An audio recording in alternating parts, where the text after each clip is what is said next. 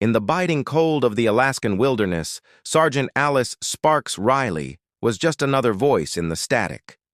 From her cramped radio shack at the remote Arctic listening post, her world was a web of frequencies, connecting the isolated base to the outside world.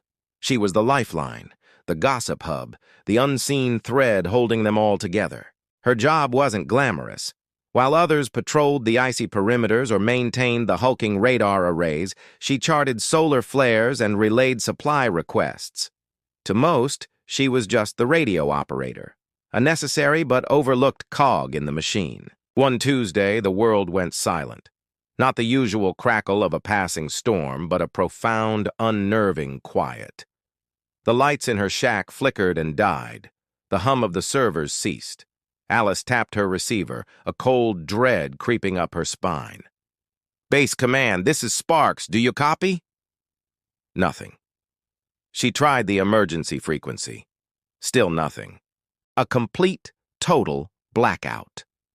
The base, a beacon of technology in the heart of the tundra, was dark.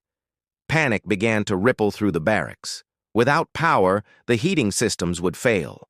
Without communication, they were stranded, a tiny island of humanity in a sea of ice. The commander, a stoic man named Major Thorne, was a strategist, not an engineer.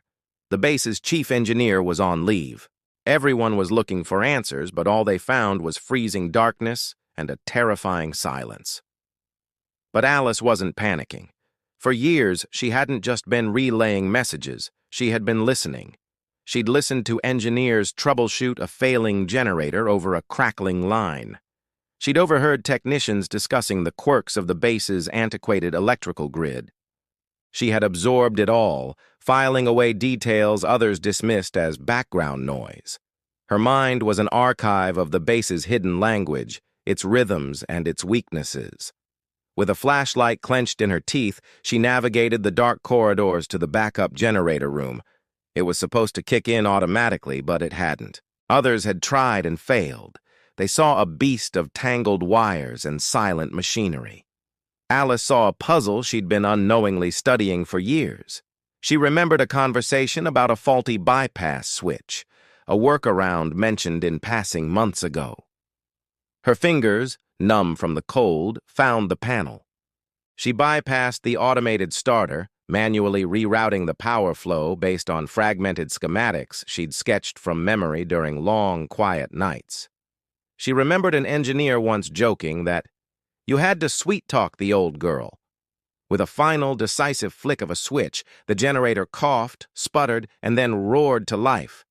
The lights flickered back on. A collective cheer echoed through the base. Warmth began to seep back into the frozen halls. Communication lines crackled back to life. Alice, covered in grease and shivering from adrenaline, leaned against the wall, the generator's steady hum the most beautiful sound she had ever heard. When Major Thorne found her, he didn't see just the radio operator. He saw the person who had saved them. In the silence, her true strength had been revealed. She wasn't just a voice in the static. She was the one who could hear the solution when everyone else was deafened by the problem.